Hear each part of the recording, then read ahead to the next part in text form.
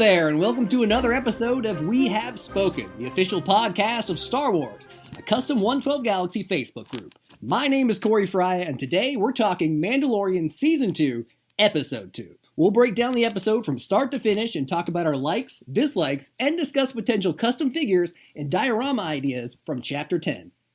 Joining me for today's discussion is a man who doesn't want to sell you death sticks and would rather return home and rethink his life. It's the one and only Matty D.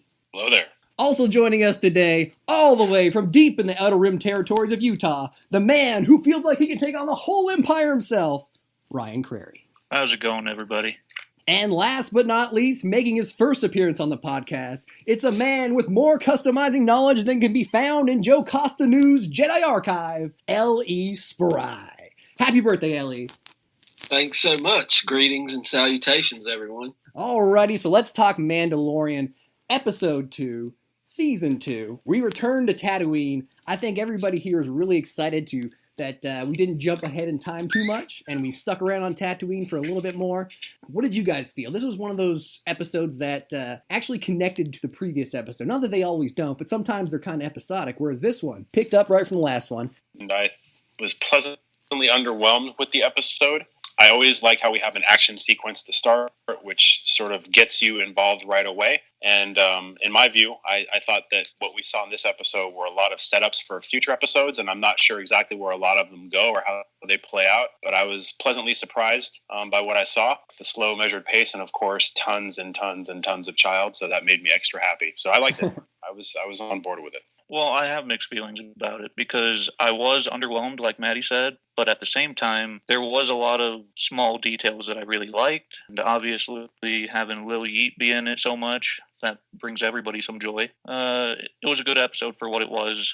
I'm right there with both of you guys. I think one thing is the first episode was so exciting. Yep. That this episode seemed a hair underwhelming. Perfect point. It seems like it was about the small details. The favorite thing for me was so much attention on the child, seeing him move around, seeing him eat, just like you're watching him grow up in this episode, I felt like. And he just seemed more real to me through all the small things that he did. So I'm there with you guys and agree that this is hopefully setting us up for the next episode. It's funny that you say that Baby Yoda, or whoever you want to call him, the child, feels more real, because like when I saw in this episode, my first reaction was, oh man, he looks and he's walking and moving more like a puppet. And yeah, exactly. And I was like, but in my head, for some reason, I've seen puppets move on screen for so long that sometimes they just look real to me. Like that's how they're supposed to move, kind of thing. So like when he was moving in the snow and bumping all around and like trying to get Mandalorian's attention and stuff, it was, yeah, you could tell he was growing up. He was trying to communicate. He had more emotion, and I don't know, he had more of a personality to this episode. Even though if he was a little shit for eating all the frog lady's eggs, he just really came to life this episode, which was really cool because that first episode, they used him very sparingly, which we were all happy with and discussed on the last episode of We Have Spoken. So this episode gave us like, all right, you didn't get Baby Yoda that first time? Well, here's a whole heaping load of him this time. And you know what? I was cool with that. As for the overall episode, you can't really follow that first episode with something big. You can't, the way I describe it is, if you're going to run a marathon, you can't just run fast as you can the entire time. That's not how you pace something. So you're going to have that big first episode that got everybody talking. You get the Cobb Vanth intro, you get the Boba Fett, like, oh my God, Boba's back, and everybody's excited. So this one, I was expecting a bit of a cool down, and I think it's what we got. Some people have mixed emotions, but I'm cool with a side adventure. I think, like Matty and Ellie both said, there's been some seeds planted here that we may touch on in a future episode that we don't know of yet. It's hard to judge it right now, but as a standalone, yeah, it's not the greatest episode. I think a lot of people take for granted, the form of what we're watching here, right? We're so used to like a weekly action adventure with so many other shows. We're used to, movies that, sometimes just go over an hour long and they have immediate resolve. I think the interesting thing about the series and what we're seeing in front of us, and I think this episode really reflects that, is they're really playing the long game here. We're getting more immersion. I think detail was the word that had been used a couple times. We're getting more immersion into the characters, more into the worlds. We saw development with personality with the child, Corey, as you had mentioned. And I think, there's something existential going on here because we're starting to see a richer, fuller dynamic between Mando and the kid, right? And you can see that they're both changing and they're both sort of influencing each other in some good and not so good ways. So I think it's important to recognize that they're taking advantage of what I think is the medium, and that is the series, to space it out.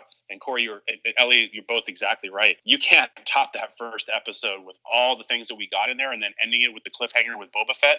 No way you can try to top that. And Corey, you're right. Backing it out certainly made a lot more sense in the context of the greater series. But I think we're getting a lot of seed planting here where these things are going to develop, and maybe in ways we don't necessarily expect.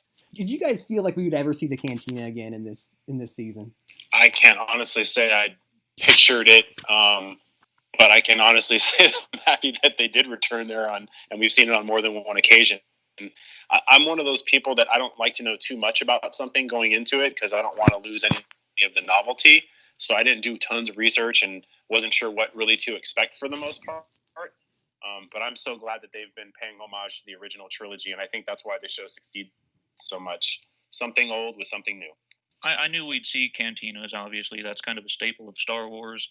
But going back to Chalmers, man, that was just a throwback. And I mean, it gives you that joy of the original trilogy. I wanted to ask if any of you knew if Dr. Mandible was a Killick or a Yamri. I couldn't answer that question, but I will say he's amazing. He's an amazing new addition. I was a big fan of Dr. Mandible. I couldn't answer, but I like him. He's a throwback to the Click Tack, the giant Thanos that was in the original. And maybe I thought that was...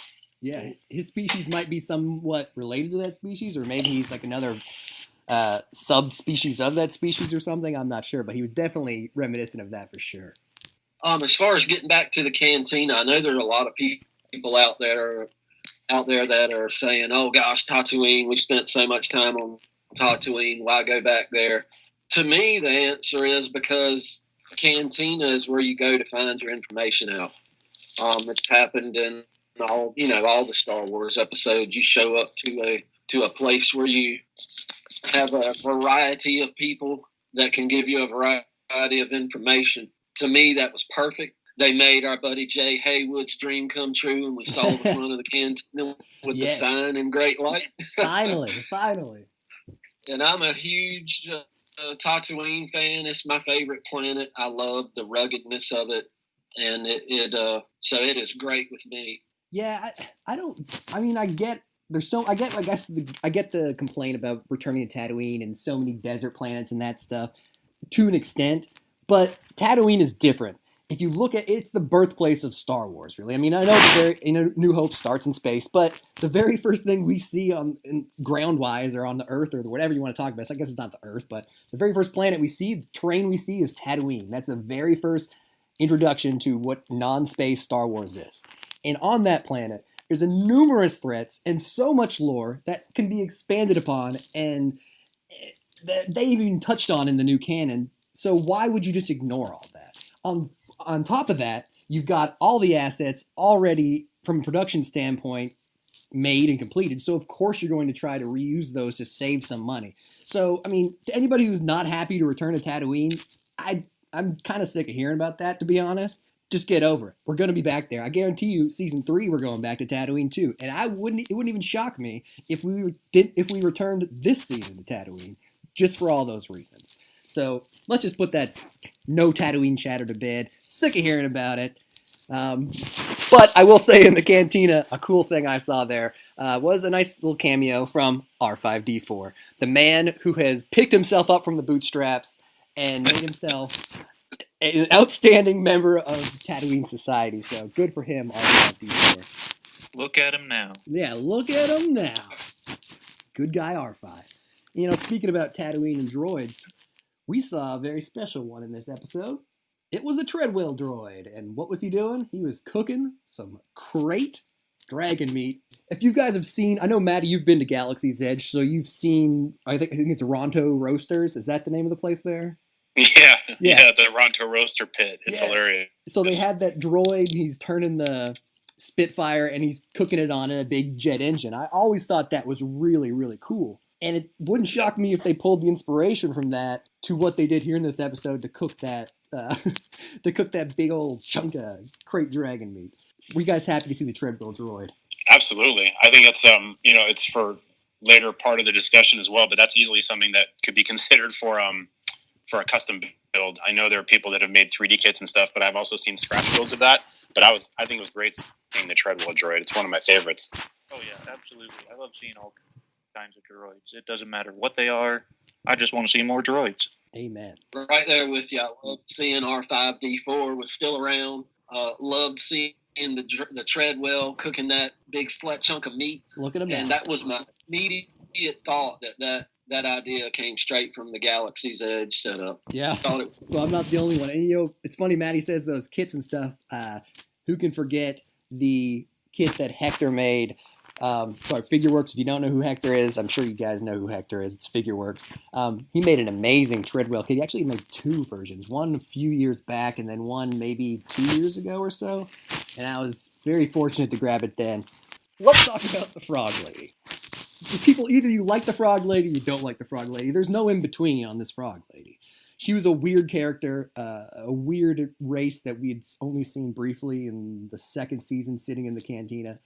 What were your guys' overall impressions of the Frog Lady? And yes, I call her Frog Lady because that's what she's credited as in the credits and the subtitles. So, well, first, if I'm not mistaken, I think the Frog Lady was played by the same actress or actor who was in Quill's costume, Misty Rosas, I think her name. That's awesome. I'm pretty sure. You double check me on that, but I'm pretty certain that's the case. But I mean, I owe a debt of gratitude. I don't know. I guess that's the right word to Corey, because I've become way more interested in aliens and droids than I had been in the past. So anytime we get something new or something that we don't know a lot about and we get to explore, it's great. I thought her character was good. I think it served a purpose in terms of both contrast and her body language and how she was caring for her eggs. And I also think she's serving for maybe a later plot point of some sort. I'm not sure what, but I'm cool with it, and I don't get triggered by the fact that she's called Frog Lady. Not everyone has to have a name. It's okay.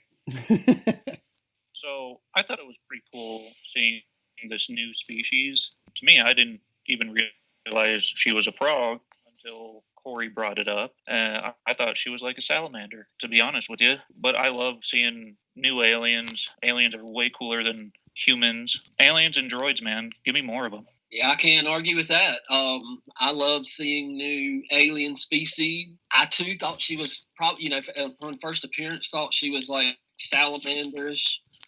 She had those nodes on the side of her head that would go in and out to show her. I thought that was just a super cool touch, made her seem more real. I loved it. She looked like a totally cool new Star Wars character to me. Maybe getting a little head, but really loved it when she started jumping around. We got to get out for sure. There, so I'm going to all 4. Yeah, I love the weirder aliens are in Star Wars, the more awkward they look, the more I love them. So when I saw this Frog Lady and the fact that she was called Frog Lady and that Pelimoto was talking to her in a species or in a language just called frog, and it sounded like whatever the heck that was, I was like, man, this is a species after my own heart right here. Corey, you better watch out with what you say in that language. You don't know what you're saying. Oh, trust me, I know exactly what I was saying, and I was. There you go, nailed it. Absolutely nailed that. Man, I didn't know we were having sound effects from the show. Oh yeah, you didn't know that he recorded the sound effects? Behind the scenes. Just broke that news here. But yeah, Frog Lady, I was a big fan. I think she was cool to the fact that, there's some weird aliens in Star Wars that we've only ever seen in comic books and in, novels. We haven't seen them, but we've heard them describe them and things like that. And to see them, sometimes they're more ridiculous and they wouldn't work in live action. And this is one, when you see her frog jumping, you're thinking, no way, this is going to look really stupid. And it kind of does, but it kind of doesn't. And for that reason, I lost my shit when she started jumping. I think you guys, I had a chat going with you guys on Facebook, and I think you guys all experienced my live reaction when she started jumping. And I'm really excited the fact that we're going to meet her husband and have Frog Lady and Frog Man in the future. One of the things that I think that's super important as a fan, but also as a customizer and builder, is how important aliens are, especially for background stuff, right? I mean, we talk about this all the time. Having really interesting characters as sort of filler for our dioramas and displays. So I think that's partially why I'm so enamored now,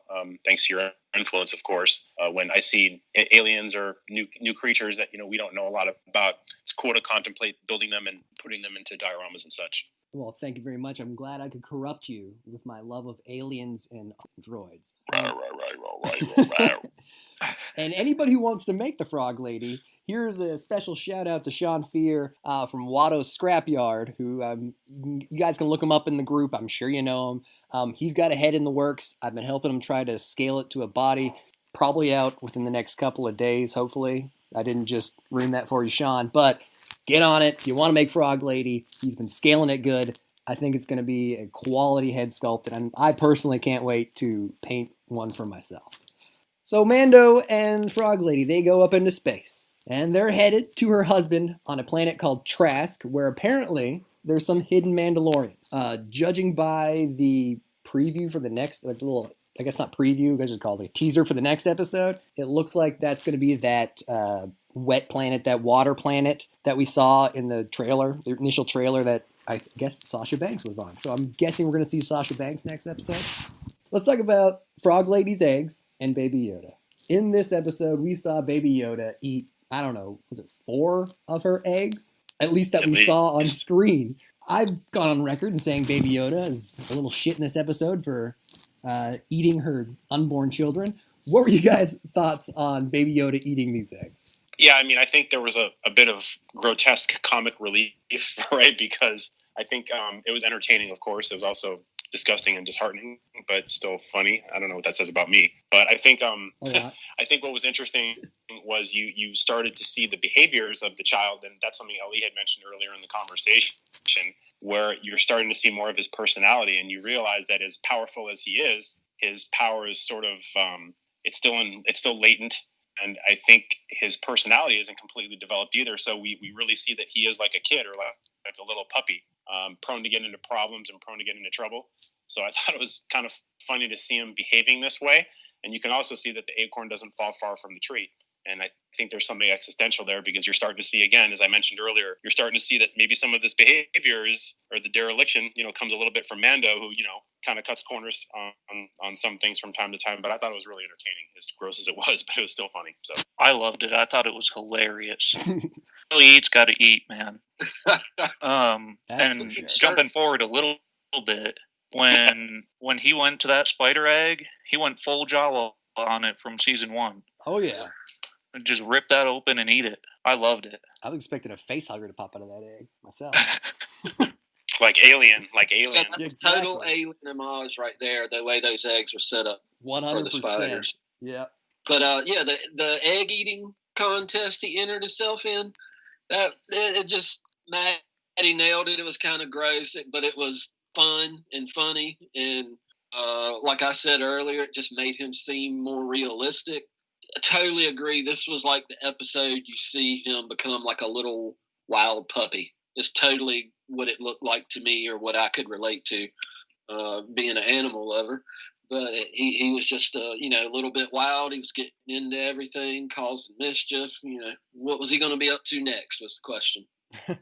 I think my favorite part about the eggs is in him eating the eggs. Well, was the very last egg he ate at the very end. I lost it. I was loving that when he just popped that last one in his mouth. But and then burnt. Yeah.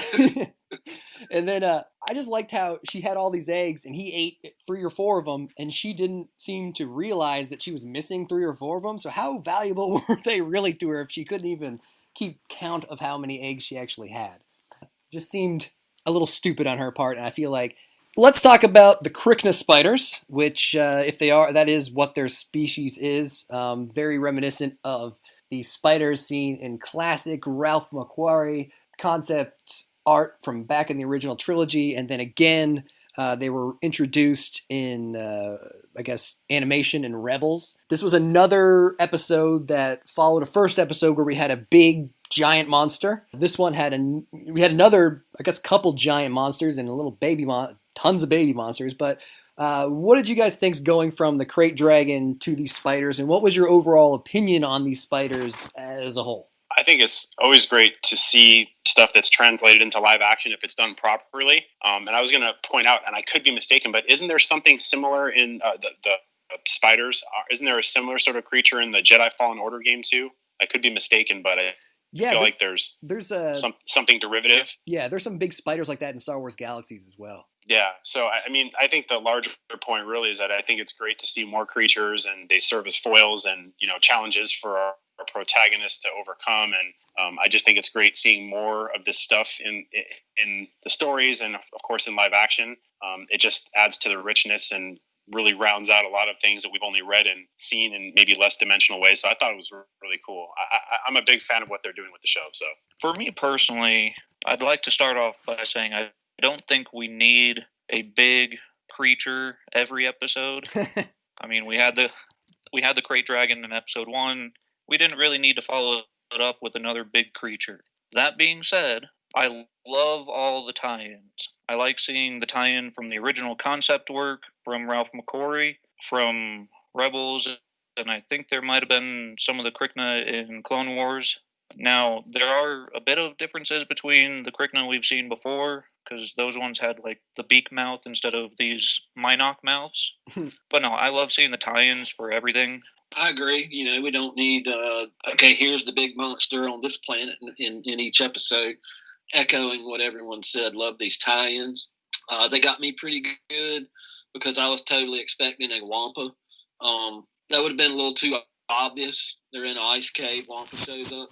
So I guess it's good that they, didn't go with the most obvious thing and went with the spiders. I was also a little confused by the mouth. It about looked like a miniature sarlacc pit. I didn't realize it was. I didn't think it was that type of mouth, but maybe it's a different species or whatever. Well, when you go back to that, that's how Ralph McQuarrie originally drew it. I looked that photo up and saw and noticed that. Now we got big monsters and beasts on the mind. What are some Star Wars characters from either Legends or novels you've read that are canon now that you'd like to see pop up in Mandalorian? Is there anything that strikes you guys? I got one in mind, but I want to see if you guys go there. Oh, God, I'm going to be the most contrived guy ever and say I'd love to see the Rancor come back. Oh, yeah, that'd be a good one. Sorry, that's like full low-hanging fruit right there. But yeah, I thought the Rancor was pretty cool. You took that from me. Thinking Rancor. To be honest, there was another one too, and I know it's not canon; it's Legends, but I can't remember the name of it. But in the Force Unleashed game, there was like the Rancor's ginormous cousin with the 10 times the size. Yeah, that Starkiller has to kill. Whatever, all over him. Yeah, that purple. Yeah, that big ginormous thing. Yeah, I thought that thing was pretty cool too. But I'd be happy to see a Rancor come back. Yeah, Rancors and Bull Rancors would be pretty cool. Just regular creatures, I want to see Jerbas and Rontos. Yeah, I'd love to see a Jerba in motion so bad. I know that sounds it's so stupid. I just got real excited talking about that because I'm a nerd. I was like, oh, if I could only see a Jerba walk. Like, how dumb am I? Eopie too. Yeah. Oh, yeah. Yeah, especially, the return to Tatooine and stuff like that. I would love to see one modernized with current technology. Versus what they had back when they made the prequels. The monster I had in mind. Are you ready? I want to see the Gorax from the Ewok movies. Oh, goodness. Oh, my gosh. Yes. You really threw it back there. Yes. Yeah. Think about it. Yeah, I went deep for that one. The Gorax is awesome. First of all, we've seen a Gorax in new canon, technically, in one of those Star Wars adventure YouTube things. You know what I'm talking about? They're like 30 seconds long. I forget the name of them. I have one I'd like to see. Throw it out there. As long as it involves a return to Bright Tree Village, then count me in. But go ahead. What I would love to see, and they kind of set it up with the first episode, where that Krayt dragon had eaten the Sarlacc. I would love to see what is under the Sarlacc, not the top and the teeth. Yeah. That would be, I just want to see like a humanoid body underneath that's just really giant and looking up as that big stupid mouth. No one would see that one coming. Yeah, there's artwork that shows what an entire Sarlacc is. Yeah. There's like all these tentacles underground and stuff too. Which makes sense. I guess if you're going to try to clinch to the ground, you're going to want to have something that'll stick you there. So why not dig into like basically tentacles like roots holding you in there. Yeah, exactly. Oh, yeah. Yeah. I just pulled one up, and they're crazy. Yeah, man. They're cool. Apparently, they're pretty easy meat for a crate dragon. Yeah. And yeah, you know what? They're like a sand potato. Speaking about that meat, that was a hefty, big chunk of meat up there on that Treadwell's arm. He is really built well. He didn't fall over. And that's daily breakfast here. Yeah, Pelimoto, I'm not going to lie, when she took a big bite of that meat, I was like, I wonder what that tastes like. Then we saw Mando challenged with something where he was ready to give up. He was like, all right, you know what? We're dead in the water. We're stuck on this planet. Sorry, lady. Deal's off. I'm not going to take your eggs to the planet. And once again, all it takes to get the Mando to do something is say, well, I guess you're not a real Mandalorian. And what's he do? He says, I'll show you. And he goes and saves the day. What did you guys feel about this sort of motivation yet again for Din Djarin to motivate him to do something and go forward? I love the use of Q90. That's Zero's actual name. I didn't know that, but I just looked it up. I thought it was great having that droid back in the mix again. And it was funny that the frog lady, figured out how to trigger Mando into getting something done because he still has that underlying distrust of droids. So he freaked out when he heard the voice. Yeah. Which I thought that was pretty funny. He got like super triggered right there. But no, I thought it was cool. I mean, it's just, I think it's just something where you're tying the episodes together, and it was interesting that he actually kept the droid after he shot it. So that, again, this is something that could serve as another plot point downstream, or maybe he uses this for something else. So I thought it was cool. I thought it was clever that she did that. She played her hand pretty well, and she's obviously pretty enterprising. So I thought it was cool. I think it's great that she played on that basically insecurity he has that he's not a real Mando. There's the word I was looking for. Yeah, I mean, she played on that perfectly, and good point. Got him just straight up. I do like that we're seeing Zero again, even though he was scrap parts and just kind of a translator. It really does show kind of what Matty was saying is the Mando's character growth. He wanted nothing to do with droids at all, didn't want to be anywhere near them. Now he's having pit droids work on his ship all the time, and he's keeping spare parts for some reason. I like that we're seeing him grow as a character. I couldn't agree more. Ryan totally nailed that. He is just like so proud that he was raised as a Mandalorian and continually trying to uphold those values and prove that he's worthy, I feel like, to wear that armor. As far as Frog Lady transforming the droid or rewiring the droid so she could talk through it, I thought that was the coolest thing ever. Yeah, it was cool. And again, playing on those insecurities. It's like he woke her up with that droid talking, and he's like ready to shoot. I thought that was a great touch and was really the only way that they could have communicated. If Frog Lady hadn't done that, they would have not really communicated the whole episode other than some head nods and him saying, I don't know what you're saying, Frog Lady. Yeah, it's true.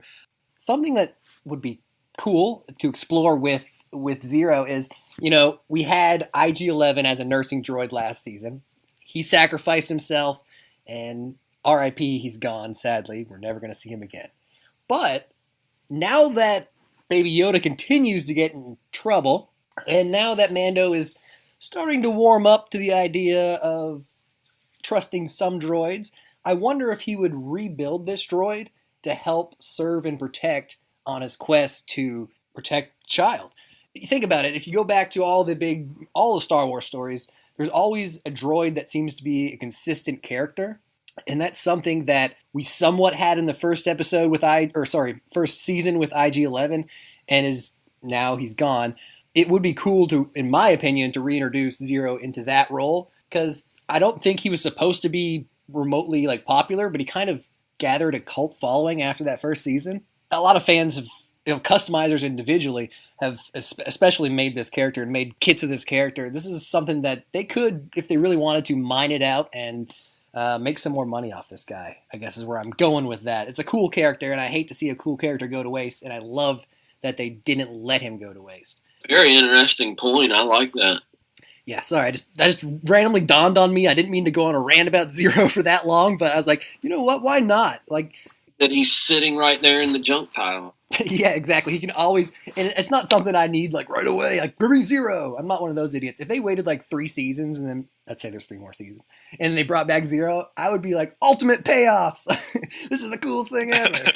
I was gonna throw something in real quick too, and it just kind of dawned on me when Elise said, throwing it in the junk pile. I mean, that's kind of a throwback to the Jawas right there. I mean, or homage to Jawas because he had his little droid stash up in the closet there. So again, we're getting more tiebacks, and I just realized that's pretty cool because he did spend time with Jawas, the Mando. So straight into the sandcrawler for sure. Maybe next time the Jawas raid his ship, they can take Zero and reprogram him, and then I can have like a Jawa Zero spin-off series specifically made for me and me alone, and only I get to watch it. Speaking of Jawas, did anyone notice, like in the close-up of the backpack that he acquired, the extra backpack we're speculating is Boba Fett's? Did y'all get a good look at that backpack in this episode? Yes. Talking about the jetpack in general? Repaired it from where it was cut open in Return of the Jedi. With that metal strip across the back, you mean? A silver strip, yeah. Yep. Just wondering. I had to bring it up. Yeah, I noticed that too. I was like, at first I was like, if that's Boba's backpack, what the hell's that doing? And then it dawned on me, was like, oh, kind of thing. Yep, where it was by that vibroblade on the skiff. I thought that was a really cool touch, and kind of tells you whose backpack it is.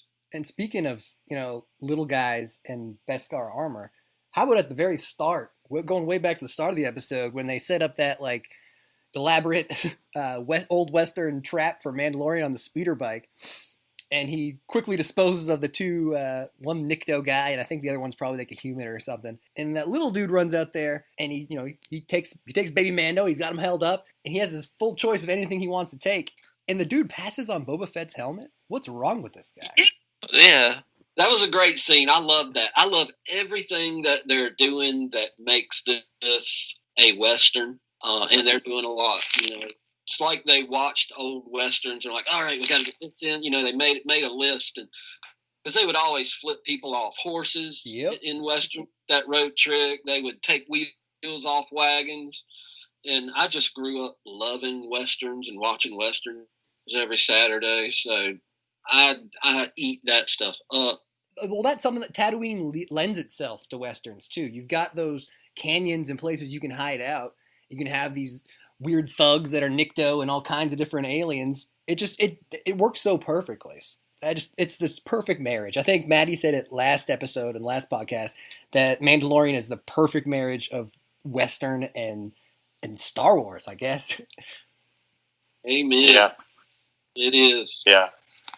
And something else to sell the whole Western influence. We've got last episode, we had Timothy Oliphant in there as Cobb Vanth.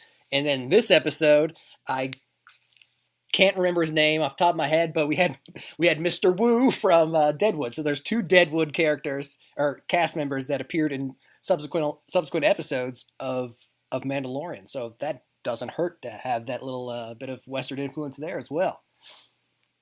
Very true.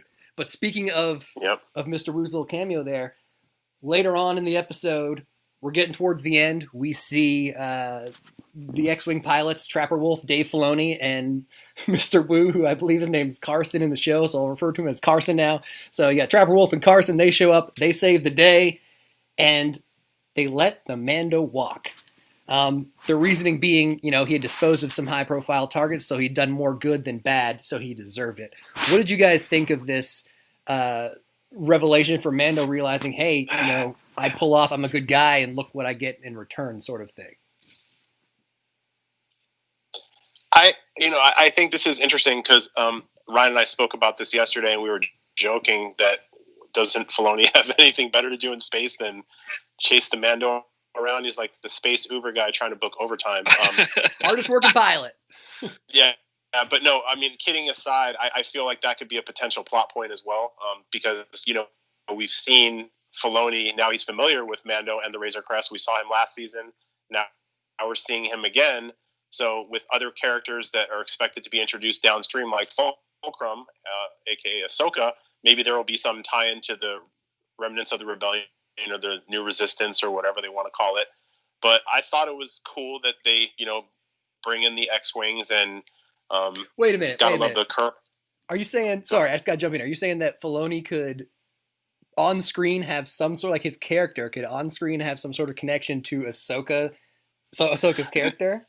That would be the ultimate fanboy dream. What I mean is, he could be like the conduit, for example, to because he's familiar with Mando, right? And they didn't read him the riot act, but they said, hey, he turned out he's a good guy. Maybe there could be some tie-in downstream that when they're trying to marry, maybe they marry Mando into the rebellion or the resistance in some capacity. I'm thinking that maybe Filoni has some part in that because he's already familiar and he can vouch for the guy. It made me think of like Rogue One a little bit. Gotcha. I don't know. I mean, I could be reaching there. I'm not saying they're directly tied in, but I thought it was cool that these guys are getting some screen time, and I think it's fun again to see the homage. I liked it. I thought it was fun and clever, and just it's sort of putting a ribbon on the package for me. Oh man, Dave Filoni is the hardest working pilot in the galaxy. Hands down. Hands down. And like Matty said, we talked yesterday about it, and bringing up the point that there might be some kind of overlying plot here to where he's kind of that conduit, so that we have a connection to how Mando gets some kind of introduction to the resistance or the rebellion, whatever we want to call it now. It's a possibility. It's something I didn't think of until Matty brought it up. Don't forget, he's still charting around with the asset, and the asset is a very powerful Force user. So it just made me think that it's something that's possible downstream. Not likely, but possible. So absolutely. I was in the same boat of, Dave's getting another cameo, and then after on the second viewing is the only time that popped in my head. Well, he's popped up for a second time. I'm wondering if he's going to keep popping up, and they'll actually use him, for a really good purpose later. But I did not think of what Matty just said, but I love it. It's funny. It reminds me of if you remember watching the Roundtable making of Mando. I forget what the exact name thing is, like Disney engineering, whatever background, whatever the behind the scenes thing, whatever it was called. Dave Filoni talks about his cameo, and he talks about not wanting to do it. So I wonder if it was more difficult or less difficult for him to get back into the costume again, and them to convince him to return. That's what I was curious about. I was like, I wonder if Filoni enjoyed it, or if they had to twist his arm again. And you know what I was thinking, by the way? I just want to jump in on one more thing here, on the same point. When I mentioned Rogue One before, and I probably didn't do a good job of explaining this, when I was thinking of like a conduit, if you remember at the end of Rogue One, after Vader kills all the rebels in the hallway, I believe it's the director of the movie, Gareth Edwards, who's the guy that runs over to the thing and he pulls the latch down, and then the ship releases, right, from Empire control. And I was just thinking it could be something as stupid and simple as that, where Filoni is the guy that makes the introduction, or he flies them into some other place. It could be something really simple. I'm not trying to overthink it, but to what Elise said, the fact that he's already appeared several times, and knowing now that he was somewhat reticent to even be on the show, makes me think that he's going to serve a greater purpose. So yeah, that would be a cool touch for fans. You'd be like, not only did Filoni like write the episode, direct the episode of Ahsoka's introduction, but he actually physically introduced her on screen in a small way. That'd be a nice little touch for fans. And Ahsoka has those wild, crazy, fanatical fans that love everything about her. If you are one of those people, good for you. That's all I got to say about that. Let's talk about some customs and dioramas we can get from this episode. Obviously, Frog Lady comes to mind. She will be made, I'm sure. But what are some other things that you guys would like to see people in our group tackle from this episode? Well, easily you could do the first 3 bounty hunters in the opening scene. You've got that little dude that looks like Tito from Force Awakens. He almost looks like he could be a rogue Jawa or something, to be honest. Really? The one who holds the baby, the child. Then you have is it Nikto? Am I saying that species right? The horn guy. That's Nikto, and then the other dude. So those are 3 obvious ones, and of course Frog Lady. But there's always something right in Mando. Like in these shows, you can always find something to build. I have to think about dios. I was thinking more about individual characters, but why don't you guys share? What do you think? I think honestly we're gonna have somebody do a 3D sculpt of the Krykna species, and the great thing about that is they showed so many different sizes that you don't have to worry about scale. That's a great point. That is a great point. Dummy proof. It's full yeah, dummy proof. Absolutely. Print it any size you want, and it's gonna work. Yeah, good point. I think we'll be seeing some Mos Pelegre dioramas, if I said that right. Oh, from the first episode? Yeah. Yep. What am I talking about? I'm an episode back.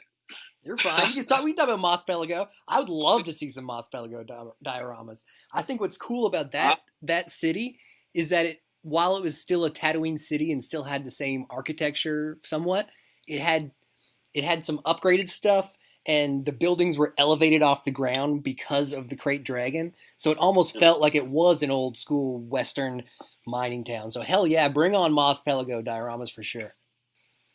Corey, I mentioned to you the other day, and to Ellie's point on Mos Pelego, you could easily, and I'm not kidding, you could easily use some of the styrofoam packing that comes with electronic goods or larger items in those boxes, because some of those things have many of the same angles and curves.